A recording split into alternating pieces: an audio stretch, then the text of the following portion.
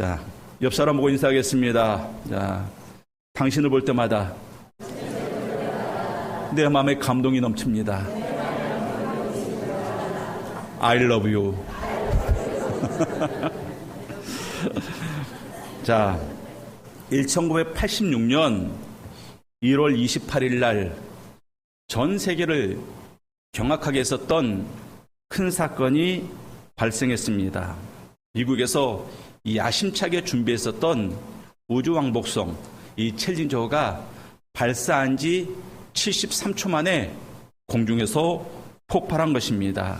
그래서 승무원 전원이 죽었습니다. 멀리 간 것도 아니고 발사한 지 73초 사람들의 눈에 보이는 그 시야에서 그냥 우주선이 폭발한 것입니다. 전 세계가 그것을 지켜봤고 경악에 빠졌습니다. 우주선 하나 발사하기 위해서 정말 많이 준비했습니다. 천문학적인 재정이 들어갔고 자라면서 영재다 천재다 그런 소리를 들었던 수많은 나사의 과학자들이 함께 모아서 계산하고 준비했습니다. 국가의 전폭적인 지원이 있었고 온 국민의 호응이 있었습니다. 자, 그러면 성공해야죠. 성공해야 되는 게 맞습니다. 그런데 발사한 지 73초 만에 폭발하고 말았다라는 것입니다. 나중에 그 원인을 조사해 봤더니 조그만 고무링, 이 고무 패킹, 그것이 영하의 날씨에 꽁꽁 얼어가지고 이 탄성을 잃어버린 거예요. 그래서 제대로 팽창과 수축을 하지 않음으로 말미암아 그 틈새로 연료가 새어나왔고 그 새어나온 연료에 불이 붙었다 말하고 있습니다. 작은 고무링 하나 때문에 그 치밀한 계획이 무너진 것입니다. 근데 중요한 것은 이미 그것에 대해서 의견 제시가 있었다라는 것이에요. 어떤 사람이 날씨가 너무 추워서 그 고무링이 제대로 작동할 수 없을 수도 있다라는 그러한 의견 제시를 했다고 합니다. 그런데 무시한 거예요.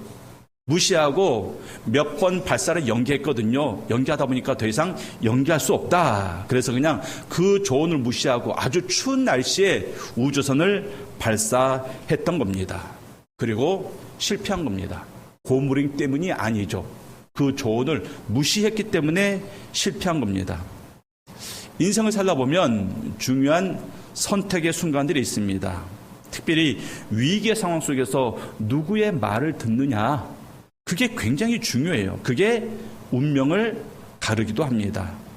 오늘 본문은 이제 압살롬의 이제 반란 과정에서 거의 승리했어요. 예루살렘 성까지 점령을 했습니다. 그러고 나서 두 사람에게 조언을 듣는데 서로 다른 말을 하게 되고 그리고 한쪽 말을 선택하는 그러한 내용입니다. 그러니까 표면적으로는 의견을 제시하고 그냥 한쪽의 의견을 들은 것으로 우리가 보이지만 실제로는 이 모든 과정 가운데 하나님의 섭리가 있었다라는 것을 우리가 알게 됩니다. 먼저 우리가 살펴볼 것은 치밀하지만 악한 계략입니다. 완벽한 계략인데요, 악한 계략이에요. 압살롬이 예루살렘 성을 점령한 다음에 자기가 왕이 됐음을 선포했습니다. 그리고 도망간 자기 아버지 다윗에 대해서 어떻게 처리할 것인지 이제 작전 회의를 열게 되었습니다. 그때 이 압살롬의 모사 아히도벨이 말합니다. 나에게 군사 12,000명을 주시면 오늘 밤에 내가 다윗 왕을 급습해서 다윗 왕만 죽이고 다윗 왕을 따르는 모든 백성들은 압살롬에게 돌리도록 하겠습니다. 자, 이 아히도벨의 계략은 군사적으로 매우 합리적이고 효율적이었습니다. 급습이라는 작전을 통해서 최소의 희생으로 최대 효과를 얻을 수가 있습니다. 또 다윗이라는 그러한 불씨를 제거함으로 말미암아 앞으로 압살롬이 통치함에 있어서 모든 불안감을 갖지 않아도 될 그러한 작전입니다. 또 오늘 밤에 즉각적으로 한다 그랬어요. 다윗 측이 재정비할 시간을 주지 않겠다라는 것입니다. 무엇보다도 아히도벨은 다윗의 상황을 정확히 파악하고 있었습니다. 2절 말씀 보면 그가 고나고 힘이 빠졌을 때 그랬어요. 2절 말씀 보면 다윗이 상황이 어떻다고요? 급하게 도망감으로 말미암아 지금 굉장히 피곤합니다. 그리고 힘이 빠졌습니다. 그때 사기가 저하된 그 틈을 타서 공격하면 반드시 이길 것이다. 그러한 전략을 아히도벨이 냈던 것입니다. 우리의 원수는 우리의 상황을 정확히 알고 있어요. 아히도벨이 다윗의 상황을 정확히 파악했던 것처럼 우리의 원수들도 우리의 상황을 정확히 알고 있다는 것입니다. 여러분 개인의 상황을 알고 있고요. 여러분들 가정의 상황을 알고 있고 이 교회의 상황을 알고 있습니다. 그래서 늘 우리의 빈틈을 파고듭니다. 우리의 약한 부분을 파고든다라는 거예요. 성경에 보면 우는 사자가 마귀가 우는 사자같이 두루다니며 삼킬 자를 찾는다 그랬습니다. 자, 우는 사자같이 굶주린 사자가 먹이 가리지 않고 아무나 삼킬 것 같은데 아니라는 것입니다. 두루다니며 삼킬 자를 찾는데요. 무슨 말입니까? 빈틈이 있는 자를 찾고 있다는 것입니다. 마귀가 빈틈이 있는 자를 좀 찾고 있다는 것이에요. 그럼 우리의 빈틈이 무엇인가 알아야 됩니다. 모든 사람이 다 틈이 있거든요. 우리의 빈틈이 무엇인가? 어떤 사람은 물질에 약한 사람이 있습니다. 그 사람에게 물질의 빈틈이에요. 그 부분을 건드리면 팍 넘어집니다. 넘어진다라는 것은 이런 의미예요. 넘어진다라는 길을 가다가 내가 팍 앞으로 꼬꾸러졌다. 그것을 말하는 게 아니라 넘어진다라는 것은 믿음을 가진 사람이 믿음 없는 자처럼 살아가는 것. 이것이 바로 넘어지는 겁니다. 성도가 불신자처럼 생각하고 불신자처럼 말하고 불신자처럼 행동하는 것. 이것이 바로 넘어지는 겁니다. 성도인데 그리스도의 향기가 나지 않아요. 예수의 형상과 흔적이 드러나지 않습니다. 그게 바로 넘어지는 거예요. 악한 사탄 마귀는 우리를 그렇게 넘어뜨립니다. 그래서 돈에 약한 사람은 평소에는 성도 같았어요. 평소에는 성도 같았는데 이 돈 문제가 걸리면 사람이 돌변합니다. 믿음도 없고 예의도 없고 체면도 없고 상식도 없고 그런 사람이 되는 거예요. 그래서 돈이 그 사람의 약점인 거죠. 그럼 반드시 마귀가 그 빈틈을 파고듭니다. 학벌이 약점인 사람이 있습니다. 이 사람 앞에서는 그것도 몰라? 이런 말 했으면 큰일 납니다. 무식하게는 이런 말 했다가는 사생결단을 내겠다고 덤벼듭니다. 왜? 어렵던 시절에 제대로 학교를 다니지 못했어요. 사실 그 사람 책임이 아니잖아요. 집안이 어려워서 못 다닌 건데 이 사람에게는 자기가 남들같이 학교를 다니지 못했다. 이 사실에 가난한 집안, 능력 없는 부모, 이 모든 것들이 자기가 배우지 못했다는 그 사실에 투영되어 있는 겁니다. 그래서 누군가가 그 부분을 건드리면 난리가 나는 겁니다. 이러한 빈틈을 가지고 있는 사람이 있습니다. 또 어떤 사람은요, 자식이 그 사람의 약점입니다. 그래서 자식과 관련해서는 눈에 뵈는 게 없습니다. 상식이 안 통합니다. 제대로 보지 못하고 듣지 못합니다. 아니, 보려고도 안 하고 들으려고도 안 합니다. 오직 내 새끼. 그거 외에는 없어요. 그럼 마귀가 그 틈을 파고들어요. 그 틈을 파고들어가지고 그것을 건드립니다. 그러면 어떻게 됩니까? 믿음으로부터 멀어지고 교회로부터 멀어지고 하나님부터 멀어지는 그러한 일들이 벌어지게 되더라는 것입니다. 이처럼 우리의 약점을 누가 알고 있다고요? 마귀가 알고 있어요. 마귀가.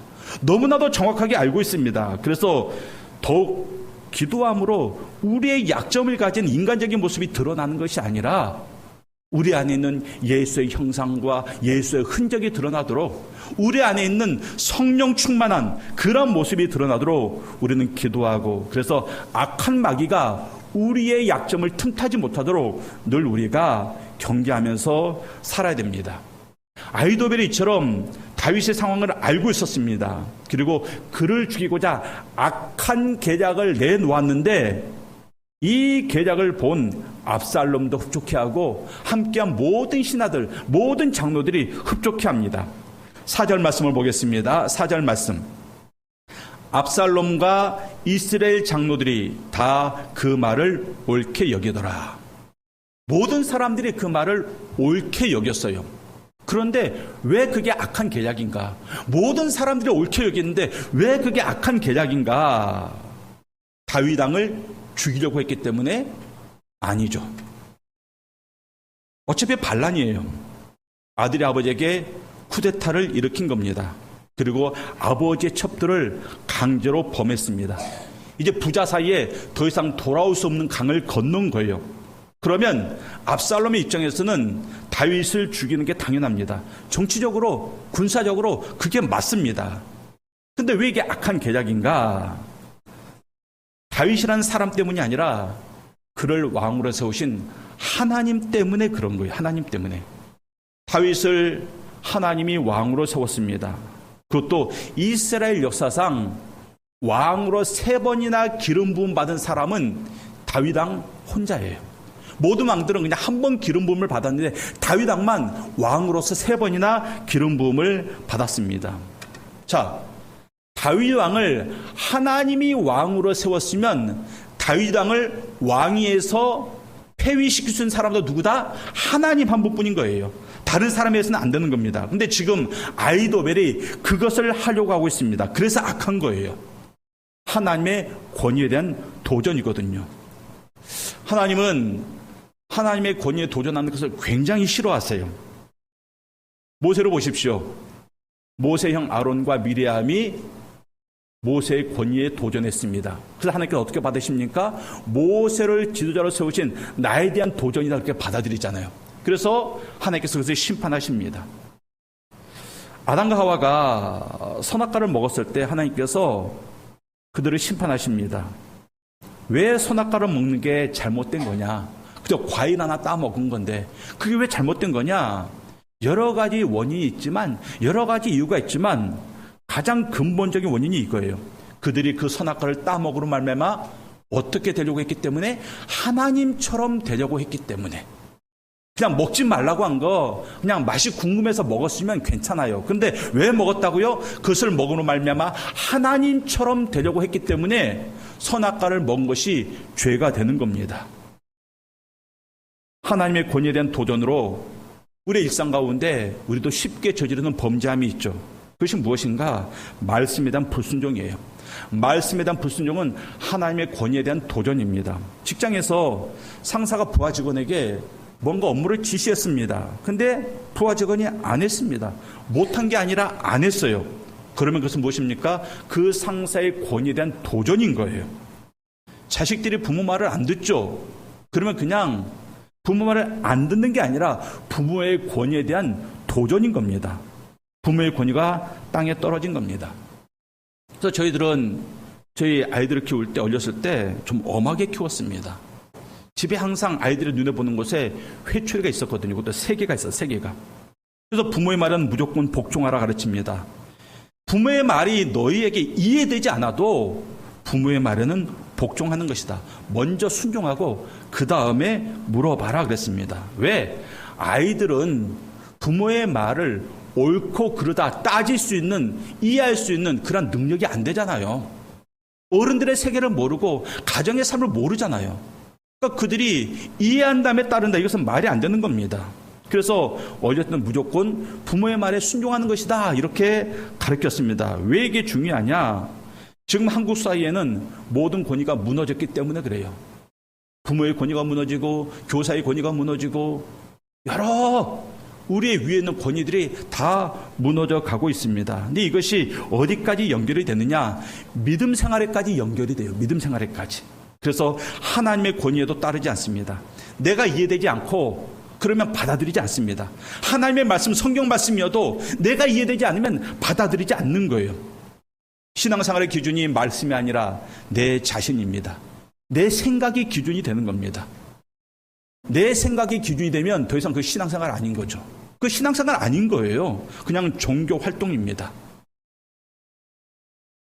금요일날 제가 그런 얘기를 했습니다. 자기만의 기독교를 가지고 있다고. 모든 성도들이 하나님의 말씀에 기반한 그러한 기독교, 그러한 종교 생활을 해야 되는데 모든 성도들이 자기만의 기독교를 가지고 있어요. 예배는 이렇게 드리는 거야. 봉사는 여기까지 하는 거야. 헌금도 여기까지 하는 거야. 순종 여기까지만 하면 되는 거야. 그래서 자기만의 기독교를 가지고 있어요. 그래서 그 안에서 살아가고 있습니다.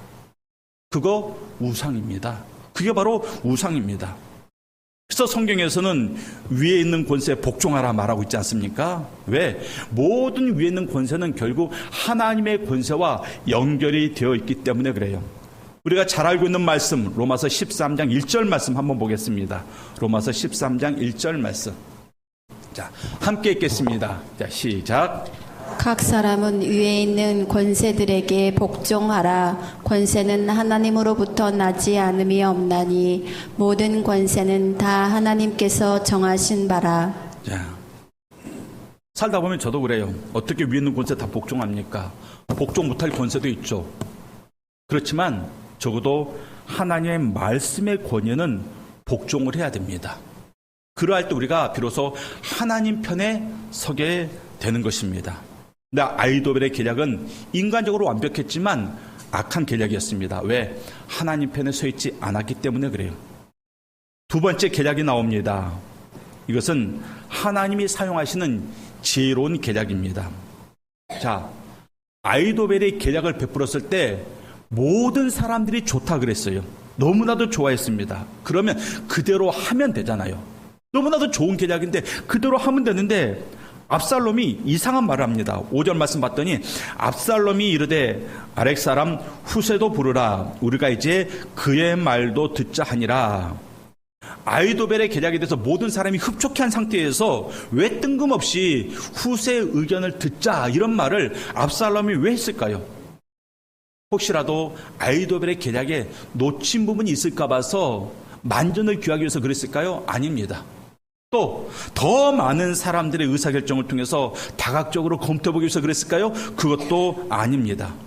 지금 압살롬이 아이도벨에 대해서는 거의 선지자급으로 아이도벨을 신뢰하고 있습니다. 그래서 우리가 전에 봤던 16장 23절 말씀 보면 그때 아이도벨이 베푸는 계략은 사람이 하나님께 물어서 받은 말씀과 같은 것이라 아이도벨의 모든 계략은 다윗에게나 압살롬에게나 그와 같이 여겨졌더라.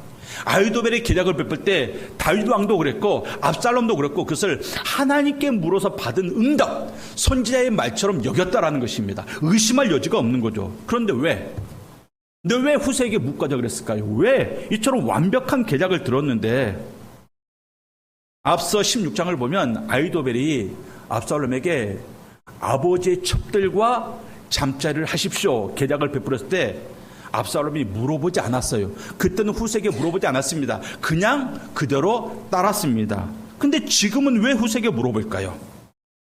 그 이유는 14절에 나와 있습니다. 14절에 나온 것처럼 압살롬을 심판하기 위해서 압살롬의 마음에 하나님이 그런 마음을 심어주신 거예요. 14절의 말씀을 다 같이 한번 읽겠습니다. 자, 압살롬과 온 이스라엘 사람들이 이르되 아렉 사람 후세의 계략은 아이도벨의 계략보다 낫다 하니 이는 여호와께서 압살롬에게 화를 내리려 하사 아이도벨의 좋은 계략을 물리치라고 명령하셨음이더라. 자, 잘 보세요. 아이도벨의 좋은 계략을 하나님께서 인정했어요. 아이도벨의 계략은 인간적으로 너무나도 좋은 계략이다. 그런데 그 계략을 물리치라고 하나님께서 압살롬의 마음에 후세의 계략이 더 좋아 보이도록 그런 마음을 주었다라는 것입니다. 뭐 하기 위해서? 압살롬을 심판하기 위해서. 오늘 본문을 보면 우리 인간들의 완벽한 계획을 정말 허사로 만드시는 하나님의 섭리를 바라보게 됩니다. 아이도벨의 계략은 완벽했어요. 인간적으로 완벽했습니다. 그러나 하나님 관점에서는 악한 것이었습니다. 그래서 그 계략을 하나님께서 무너뜨리고 있습니다. 우리가 살면서 많은 사람들에게 조언을 구하면서 살아가요. 어떤 문제가 생기면 선배나 동료나 친구나 부모님 또 배우자 이런 지인들에게 물어봅니다. 또 어떤 문제는 의사나 변호사, 세무사 같은 전문가에게 물어보기도 합니다. 또 요즘은 이 소셜미디어의 인플루언서들에게 묻기도 합니다. 요즘은 AI에게도 묻는다고 해요. 컴퓨터에게 물어봅니다. 과거에는 한두 사람에게 물어봤던 일들을요, 요즘은 수많은 사람들에게 물어볼 수 있습니다. 그러면 더 좋은 결과를 얻었잖아요. 더 좋은 결과를 얻어야 됩니다. 나에게 조언을 해줄 사람들은 그렇게 많은데 그러면 우리의 삶은 과거에 살았던 사람들보다 우리의 삶은 더 좋아져야 되는데 전혀 그렇지 않습니다. 왜냐하면 우리의 인생은 조언을 받은 대로 또 우리가 계획한 대로 준비한 대로 그렇게 이루어지지 않기 때문에 그래요. 여러분들의 인생을 살기 위해서 얼마나 많은 준비를 합니까? 여름이잖아요. 휴가를 다녀오신 분들도 있고 휴가를 가야 될 분들도 있습니다. 어떤 사람이 휴가 준비를 합니다. 석 달 전서부터 휴가 계획을 짭니다. 산으로 갈까 바다로 갈까 해외로 갈까 고민하다가 장소를 정합니다. 차로 갈까 배로 갈까 비행기로 갈까 또 고민하다가 이것저것 따져보고 비행기 표를 예약했습니다. 숙소도 호텔이 좋을까 리조트나 펜션이 좋을까 고민하다가 인터넷 다 뒤져가면서 사람들의 리뷰 읽어보고 숙소를 정합니다. 또 식당도 사람들의 추천을 받아서 식당을 정했습니다. 아주 분단위로 아주 세밀하게 휴가 계획을 짰습니다. 그런데 휴가 가기 전날 갑자기 아이가 아파요. 막 열이 40도 오릅니다. 그럼 휴가 못 가는 거죠. 휴가 못 가는 겁니다. 휴가 현지에 지진이 났습니다. 휴가 못 가는 겁니다. 그래서 전염병이 돕니다. 휴가 못 가는 거예요. 지금처럼 막 곳곳에 전쟁이 일어납니다. 그럼 휴가 못 가는 겁니다. 현재 사정이 아무런 이상이 없어요. 그런데 항공사가 파업을 했습니다. 비행기가 못 떠요. 그럼 못 가는 거죠. 아무런 이상이 없어서 갔어요. 갔다고 했는데 공항에서 수함을 잃어버리고 지갑 소매치기 당하고 물갈이에서 배탈 나고 길거리 음식 먹다가 식중독 걸리고 일주일 내내 비 오고 우리의 계획대로 안 되더라는 것입니다. 이것까지 다 이상이 없어요.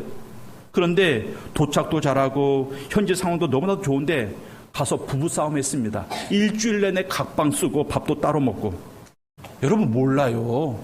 계획대로 되는 게 아니라는 것입니다. 우리 인생이. 농부가 농사 지을 때 얼마나 정성을 다합니까? 마치 자식을 키우듯 그렇게 농사를 짓는다고 합니다. 그런데 가뭄이 와서 또 반대로 태풍이 와서 농사를 망치게 됩니다. 누가 그것을 계획했겠습니까? 아니죠. 계획대로 안 돼요. 또 농사가 잘 됐습니다. 풍년이 됐습니다. 근데 그게 또 그대로 수익으로 연결이 됩니까? 연결이 안 돼요. 그래서 농작물을 갈아엎잖아요. 계획대로 안 되더라는 것입니다. 무엇보다도 여러분들 자식 농사, 자식이 내 뜻대로 됩니까? 부모의 바람대로 되는 자식들이 거의 없습니다. 여러분들이 전략을 잘 짜서 주식 투자하고 코인 투자하고 그래서 올라서 돈 좀 벌었습니까? 아니에요. 넣는 족속 돈을 까먹습니다. 이런 경우가 우리의 삶에 비일비재하다라는 겁니다. 우리의 계획대로 안 되는 삶을 우리는 살고 있습니다. 자, 그러면 계획 짜지 말아야 될까요? 아닙니다. 계획 짜야죠.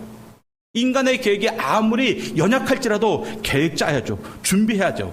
그런데 그 계획과 그 계산과 그 준비함에 하나님을 넣어야 됩니다.